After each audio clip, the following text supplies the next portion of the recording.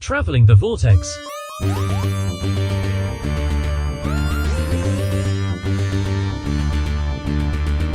We're traveling the Vortex and have landed deep inside unit headquarters. And before I get to the heart of this week's Circuit Breaker entry, Don't Blink, I want to mention something I realized recently. I've been so focused on the main Circuit Breaker storyline that I'd actually been neglecting some of the smaller unit shorts on the website, those little side entries that sit just outside the main arc. I went back and read a handful of them, and while they don't add major revelations, they do provide just enough connective tissue to make the whole event feel more cohesive. They're like the quiet background hum that fills in the gaps between the big beats. One of them, titled New Sonic Request, genuinely made me laugh. It's Osgood formally requesting that UNIT build a sonic screwdriver for the Fugitive Doctor, and the implication is that they'll be using parts unearthed during an archaeological dig of a 17th century village demolished to make way for Heathrow Airport. And if you're a keen Doctor Who fan, that location rings a very specific bell. It's the exact place where the 5th Doctor lost his sonic screwdriver in The Visitation, dropped during a confrontation with a pterodactyl and was blasted to pieces. The idea that UNIT might be scavenging remnants from the same site to build a new sonic for the Fugitive Doctor is such a cheeky, deep-cut nod. It's the kind of continuity wink that rewards longtime fans without alienating new ones. And now to the review at hand. The latest entry, Don't Blink, written by Esme Jakimi Pearson, takes us deep inside the Black Archive through the eyes of Petronella Osgood, and it's one of the most atmospheric, character-driven pieces this event has delivered so far. At its heart, this is Osgood's private, unfiltered account of the 24 hours that led to the catastrophic breach inside UNIT's most secure facility, and the loss of the Fugitive Doctor. Osgood begins shaken, exhausted, and painfully aware that she's not ready to write the official report. Instead, she records the human side of the crisis, the fear, the doubt, and the mistakes. She's been investigating a suspicious malfunction in the TARDIS shielding device. What looks like an accident, a mangled teaspoon jammed between electromagnetic plates, starts to feel like sabotage. And when she finds identical spoons in the archive kitchenette, her suspicions briefly fall on her assistant, Andrew Turner. But before she can process that guilt, Martha Jones arrives, summoned to help UNIT understand the Carrionites and the Fugitive Doctor's fractured memories. Osgood, Martha, and the Fugitive Doctor descend to Sublevel 7, the vault where alien objects have been appearing out of nowhere, each carrying the same eerie energy signature. Martha hears a Carrionite incantation echoing through the aisles. She's drawn to the crystal ball, the prison that's supposedly holding the Carrionites. Inside its swirling mist, both she and Osgood glimpse something impossible. A weeping angel, snarling, fanged, and corrupted by the same blue energy that's been infecting the archive. The Fugitive Doctor snaps them out of it with a sonic, one she casually borrowed from a shelf, and warns that the orb is dangerous. And she's right.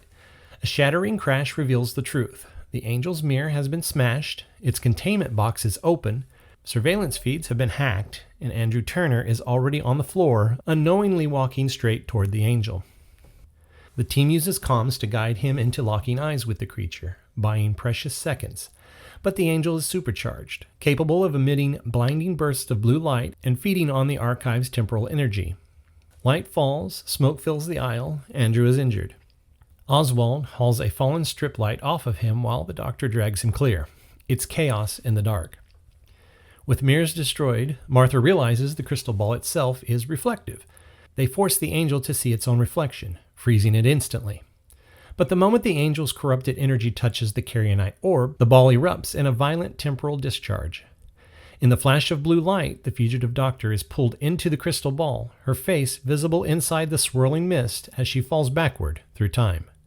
The angel is recontained, the Doctor is gone. UNIT secures the vault. The guards who should have been watching the angel are found unconscious. The sabotage is now undeniable. Someone inside UNIT has been working against them. But Martha finds hope in the wreckage. She calls it Project Indigo. And it may be the only way to retrieve the Fugitive Doctor from whatever temporal prison she's been dragged into. Don't Blink is a tense, character-forced escalation of the Circuit Breaker storyline, blending Carrionite magic, weeping angel horror, and unit procedural drama into a single catastrophic moment. It leaves the Fugitive Doctor trapped, the archive compromised, and Osgood forced to confront the possibility of a traitor within UNIT. It's the kind of story that deepens the Fugitive Doctor era while setting up the next major turn in Circuit Breaker. Don't Blink is easily one of the strongest installments in the Circuit Breaker arc so far. A tense, atmospheric, character-driven thriller that shows exactly what this cross-media event can do when it leans into unit storytelling at its best. From the moment I unlocked the story, yes, the Blink's passcode mechanic is clever and fun, even if you can technically answer the questions using only the recap text. I felt like I was stepping into something more substantial than the previous entries. Having read the arc up to this point definitely made the experience smoother, but even newcomers could get through the gate without trouble. What really elevates this chapter is how Osgood absolutely shines. This is her story, told in her voice, with all the vulnerability, intelligence, and self-doubt that make her one of the most compelling modern unit characters.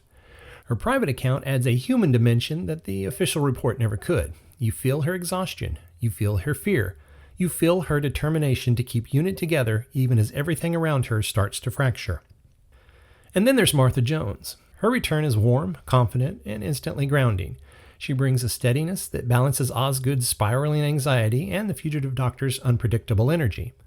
The dynamic between Martha and the Doctor is especially fascinating, respectful, wary, and threaded with the kind of temporal irony that only Doctor Who can pull off.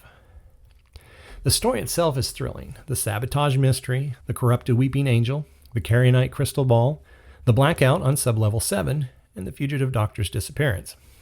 It all builds with a steady, escalating dread that is supported by everything leading up to it, rather than manufactured. The Angel sequence in particular is one of the most gripping scenes in the entire event, cinematic, claustrophobic, and genuinely terrifying.